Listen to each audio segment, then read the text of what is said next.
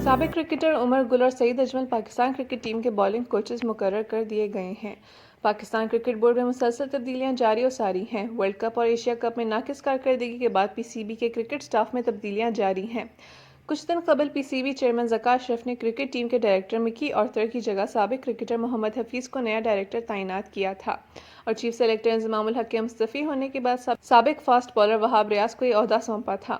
जबकि आज Pakistan cricket board ने सईद अजमल को स्पिन बॉलिंग कोच और उमर गुल को फास्ट बॉलिंग कोच मुकर्रर कर दिया है और दोनों कोचेस की पहली असाइनमेंट दौरा ऑस्ट्रेलिया और न्यूजीलैंड है। उमर गुल रवां बरस अफगानिस्तान के खिलाफ T20 सीरीज में बॉलिंग कोच के फराइज अंजाम दे चुके हैं।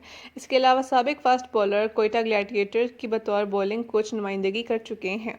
इस हवाले से उमर गुल ने कहा है कि पाकिस्तान टीम की बॉलिंग को नई बुलंदियों पर पहुंचाने की कोशिशें करेंगे, जबकि दूसरी जानिब लेजेंडरी स्पिनर सईद अजमल ने कहा है कि मौका फराहम करने पर ज़का अशरफ का शुक्रिया अदा करते हैं। याद रहे कि सईद अजमल इस्लामाबाद यूनाइटेड की बतौर बॉलिंग कोच नुमाइंदगी कर रहे हैं। मज़ीद ऐसी वीडियोस देखने के लिए हमारे चैनल को सब्सक्राइब करें और बेल आइकन को दबाना न भूलें।